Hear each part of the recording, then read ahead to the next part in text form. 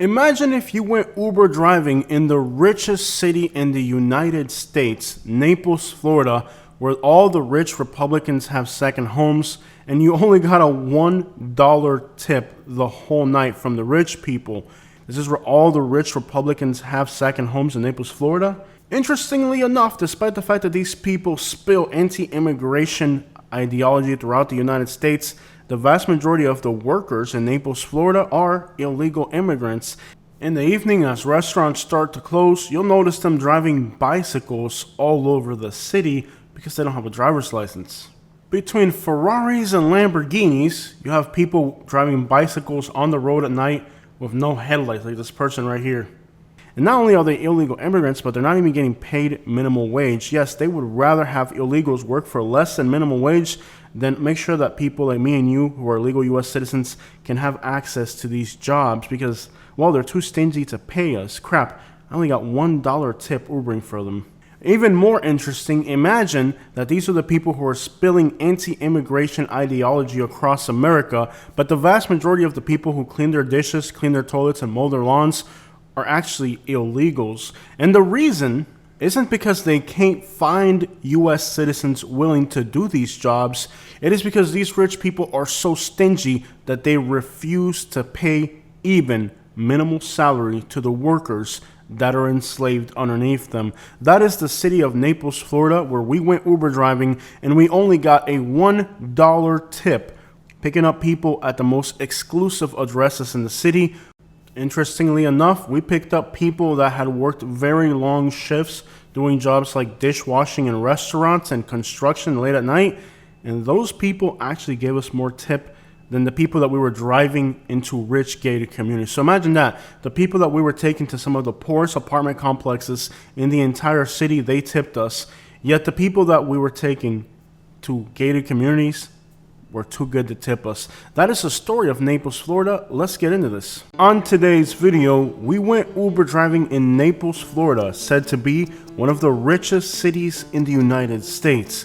And the tips that we got from rich people were unbelievable, how little they tipped. Some of these properties in Naples, Florida are now pushing over $100 million. Its famous 5th Avenue South, the street that makes up the city's downtown, is filled with some of the most expensive restaurants, resorts, and lined with some of the most expensive cars that money can buy. But the unlimited resources of these people does not extend to the working class people who they view as servants. We started off the evening by waiting at Jack's, a bar restaurant which has a lot of people drinking. We got a pen for a pickup about 3 minutes away at a restaurant called the Bay House, which is in my opinion one of the best restaurants in Naples. From there we went to a gated community called Autumn Woods off of Goodlet Frank Road. A short drive, and the driver did give us a $1 tip, bringing the total for this ride at under $8. Now Naples, Florida is 100 miles away from where I currently live. And I went down there because my dad and family live down there. I just wanted to visit some friends. So I took a ride from Sarasota to, unfortunately, Northport. Now, I picked this ride up at the airport. The guy was absolutely just not having a good day. In fact, he told me he wasn't having a good day. Before he even got in the vehicle at the airport, the guy threw a fit because he had this one particular piece of giant luggage. Now, I don't know what the crap it was, but it was absolutely the size of a human being. Maybe there were hockey sticks. I don't know what the crap was in there, but he wanted me, the Uber driver, to load this into the back of the truck bed. And I said, hey, man, I'm recovering from a back surgery. I can't touch that freaking thing. So he was already in a bad mood at the Sarasota airport. This guy was kind of argumentative. So far, he hasn't tipped. And this ride took me all the way to Venice, Florida, which was a $21 ride with no tip. It's kind of rare to get an airport ride where you don't get a tip, but that's what this was. He was in a bad mood before he got in the vehicle. We did have some good conversations. He was a talkative person, but a lot of the conversations were based around how bad my driving was, how slow my driving was, and how I didn't know where I was going. Then we got into some real estate conversations and stuff, and the conversation got better, but I'm still waiting for the tip.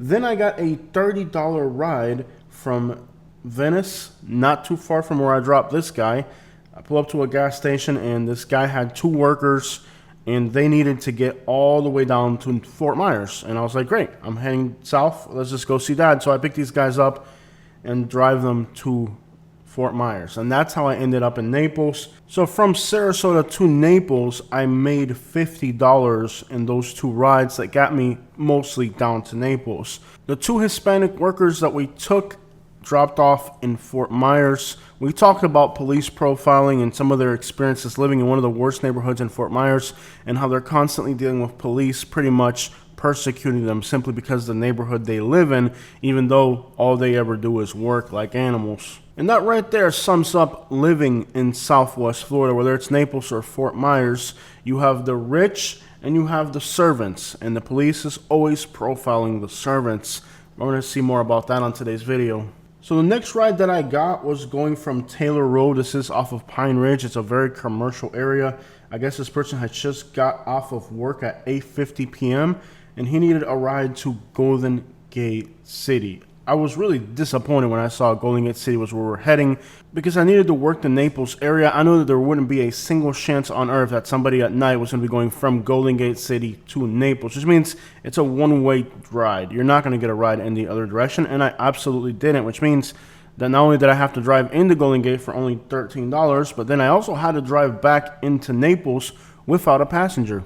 Now, this was another working class person, and he actually gave me a total of a $3.14 tip, which was the most generous tip that I got, which is surprising because we headed into 5th Avenue South, which is the most exclusive address in the most exclusive city in the state. You would think that if I was getting rides out of 5th Avenue South, I would see very generous tips. After all, what's a few dollars to somebody who can afford to go to an evening out in one of the most exclusive addresses in the state of Florida? Apparently too much to spare, because the ride that we gave out of the 5th Avenue South didn't tip. From a monetary perspective, this day of Ubering was the most unproductive day I have ever done. We dropped the person off at the Coral Palms Apartments, I think they're called, a place I am more than well familiar with.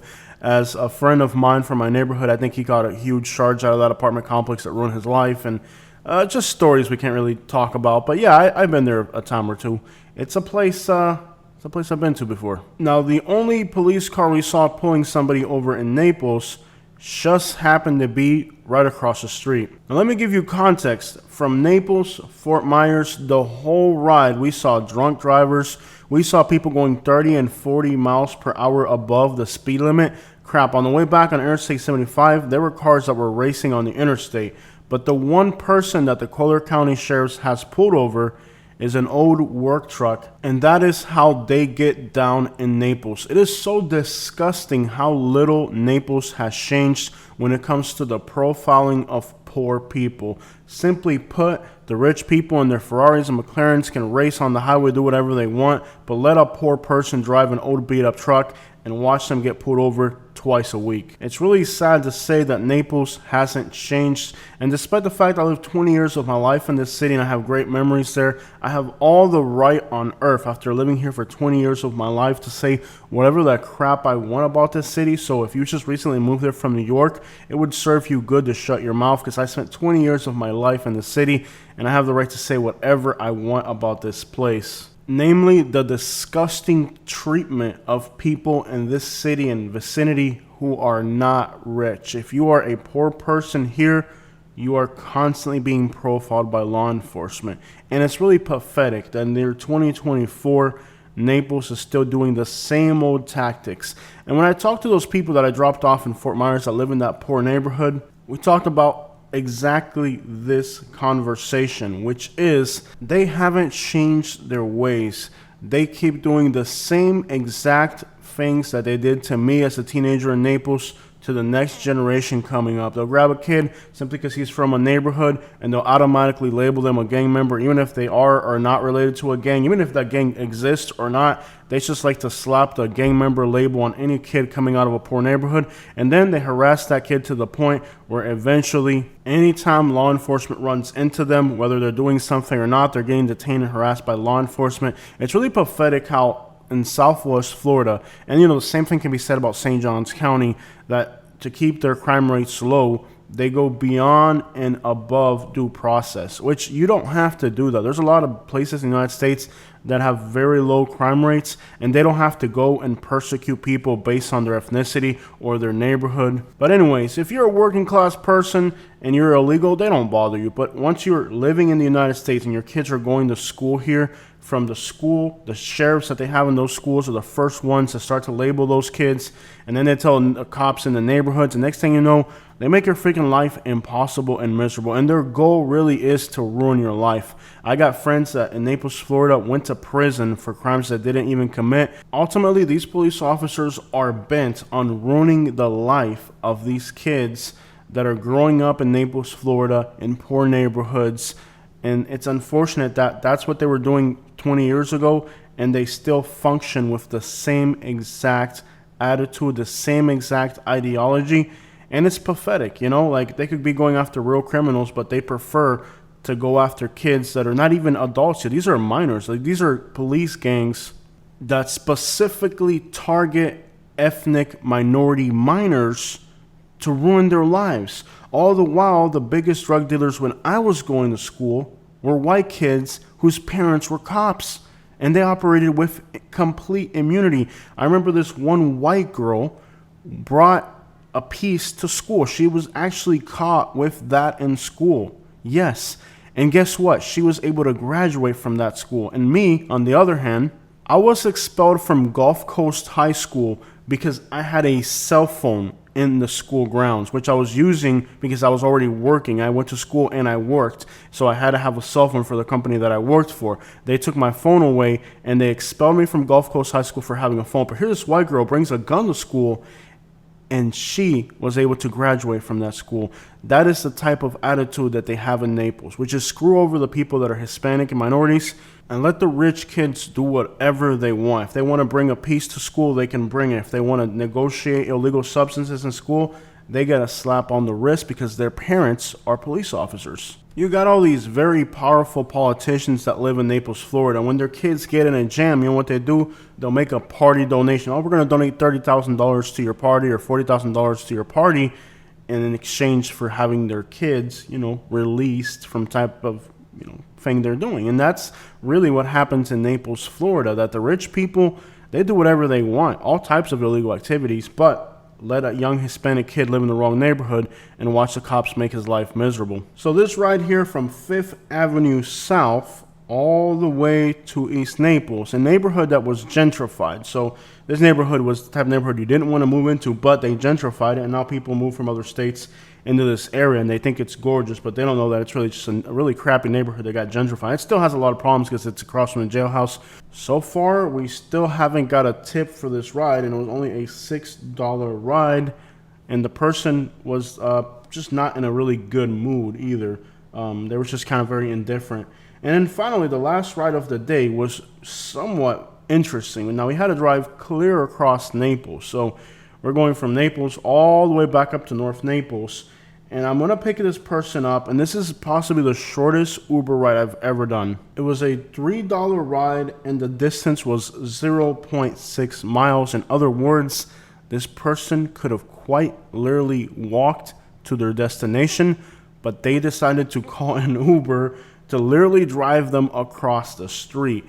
Why did this person not want to walk half a mile? Not even? If I had to take a guess, a very well-educated guess, because I used to live right behind Jack's, which is the restaurant we're picking this person up from, is because this person is literally afraid to walk this stretch of US 41 with reason.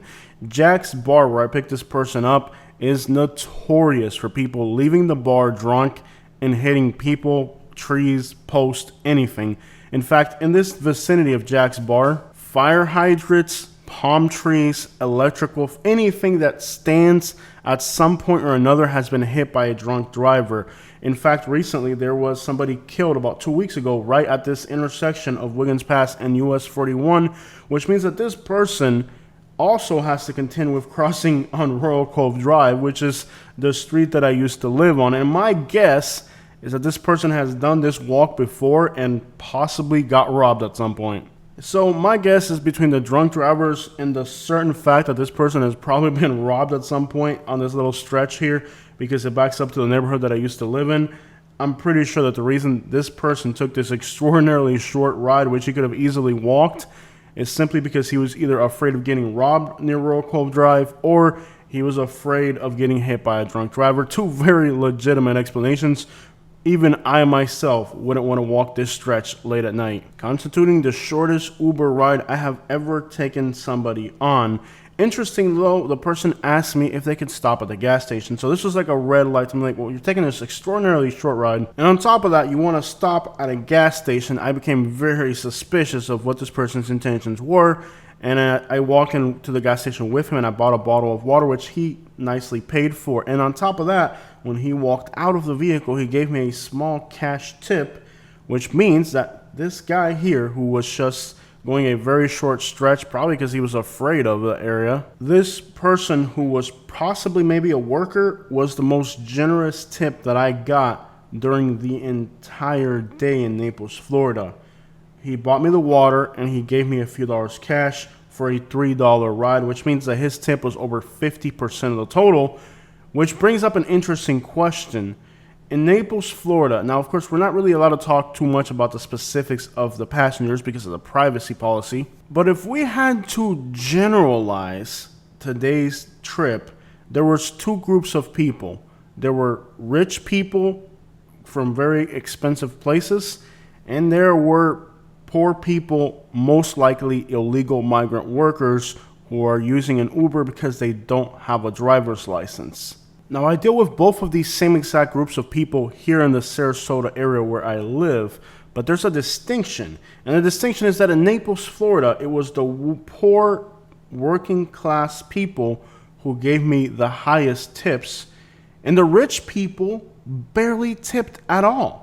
Out of the fancy areas that I went to, I only picked up a $1 tip, picking up two people in the most expensive and exclusive restaurants and taking them to gated communities, and they combined only gave me a $1 tip, while some of these other people that are possibly illegal don't have a driver's license, and thus they're using an Uber to get back home after a very long day of work late at night, are the ones that actually tipped me, which just goes to show that in Naples, Florida, the more money these people have, the less they give a crap about anybody else. They simply see you as a servant to them. And I will tell you that it was awfully disappointing that it was actually the working class people in Naples who tipped me and not the people leaving these fancy restaurants off of expensive addresses. But in Naples, Florida, it's the other way around. It's the working class people who are actually tipping and the rich people. This experience of Uber driving in Naples, Florida confirms what I've been telling you guys about Naples for a long time, that these rich people down there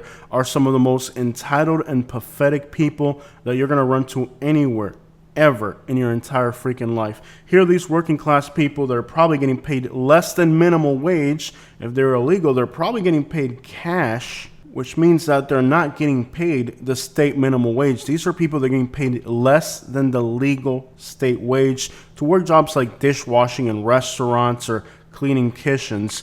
And this brings up another interesting question, was the amount of people that I saw in Naples, Florida, driving electric bicycles and walking late at night from jobs means that there's a huge percentage of the population that lives in Naples that doesn't even have a car. Because of the zoning in Naples, Florida, with many gated communities, perhaps more gated communities per capita than anywhere in the United States, Naples, Florida has to be one of the most car-dependent cities you could think of in the United States. Grab a map of Naples, Florida if you don't believe me. Just about every residential area is gated, which means if somebody's walking, they're usually walking for miles or biking for miles along major highways. The amount of people that live in Naples, Florida, and do not even have a car. Here's the richest city in the United States, allegedly, right?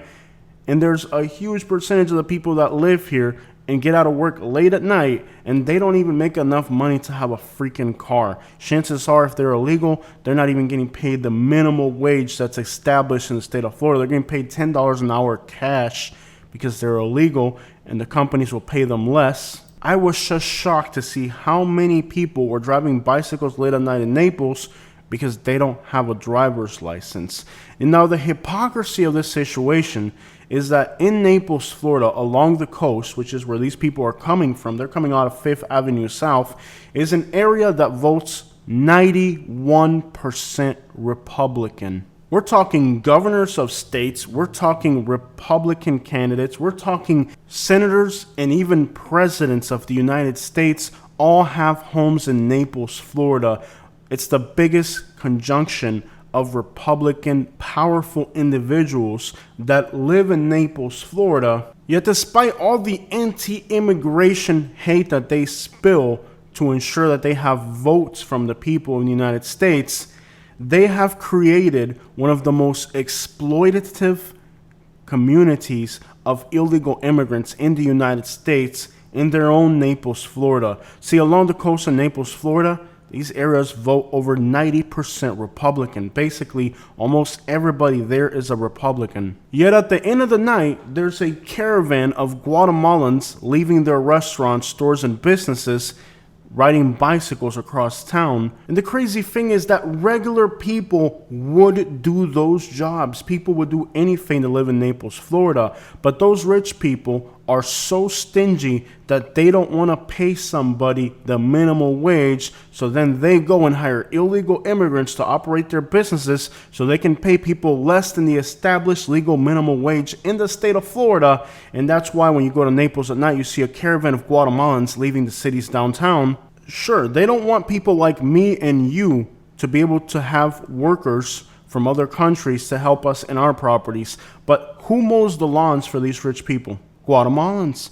Who washes the dishes after them? Who cleans their toilets? The entire labor force for all these rich people in Naples is illegal immigrants. So while they're telling the rest of the country, we don't want these people here, they're the first ones benefiting from the fact that they can exploit these people. Some of these houses in Naples, Florida, pay $60,000 a year in property taxes. There's houses in Naples that pay over $100,000 a year in property taxes. We're talking houses into the hundreds of millions of dollars. The beauty of this situation is that these people can definitely afford to pay a U.S. citizen enough money to wash their dishes. They can definitely afford to pay anybody to work on their properties, but because they're so stingy, they prefer to have illegal immigrants do all this work in Naples, Florida, because they, out of their own pocket, aren't going to pay a U.S. citizen. They can afford it, but they won't. There's a very deceitful aspect to the situation in Naples, Florida, where these rich people that live along the coast benefit from all these illegal immigrants on a massive scale, making up a vast percentage of the workers in this area, while telling the rest of us that we can't do the same thing. If the rich people get to have illegals work for them, why can't we?